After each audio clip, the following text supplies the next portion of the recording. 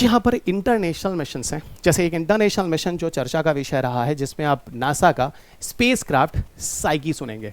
क्या है नासा का स्पेसक्राफ्ट साइकी? वैसे आपको बताऊं तो कुछ नासा के ही मैं मिशन आपको पढ़ाता हूं, या फिर कुछ ऐसा मिशन जो भारत का किसी के साथ डील हो रहा है, नहीं तो फिर भारत का ही आपके लिए ज़्यादा इंपॉर्टेंट है। इंटरनेशनल स्पेस मिशन से आपके पेपर में जाइए देखिए, सिर्फ फिल्म्स में 2013 में क्वेश्चन आया है, उसके बाद आज तक नहीं आया है। आप जाकर अपना पेपर उठाए, पेपर कहाँ कोई दिखाएगा नहीं, किताब उठाइएगा, जाके स्पेस वाला चैप्टर ढूंढिएगा, उसमें 7वां या 8वां चैप्टर है, जिसमें आपको 7वां या 8वां चैप्टर है, वहाँ आपको ये चीज़ें मिल जाएंगी।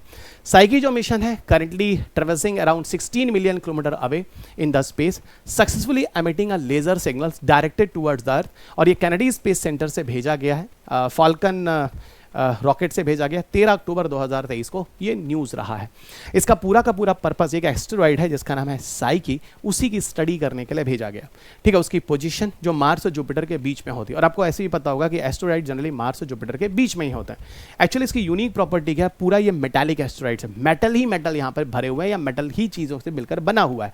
ऐसा मानते हैं कि इसका जो निकल आयरन कोर है जो पाया जाता है, जो बिल्कुल अर्ली प्लैनेट्स की तरह होता है। जब पृथ्वी वगैरह बन रही थी तो यहाँ पर भी कुछ इसी तरह की चीज़ें रही थी। ठीक है ना। अब यहाँ पर इससे फायदा क्या होने वाला है साइकिक मिशन से, तो आपको मैं बता दूं कि यहाँ पर टेरेस्ट्रियल प्लैनेट हो सकता है। Determine the whether Psyche is the core or unmelted materials. ठीक है ना, उसके कोर की स्टडी करेंगे।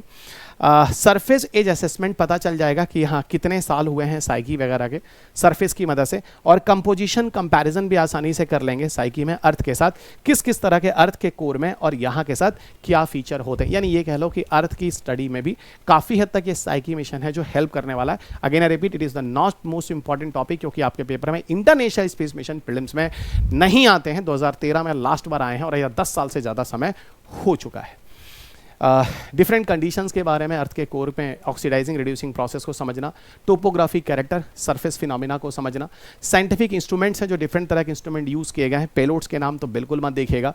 मल्टी स्पेक्ट्रल इमेजेस है, गामा रे न्यूट्रॉन स्पेक्ट्रोमीटर है, मैग्नेटोमीटर है, x band gravity science investigation है, डीप स्पेस ऑप्टिकल कम्युनिकेशन है। ये सारी की सारी चीज़ें हैं जो यहाँ पर इनका यूज़ किया जाएगा।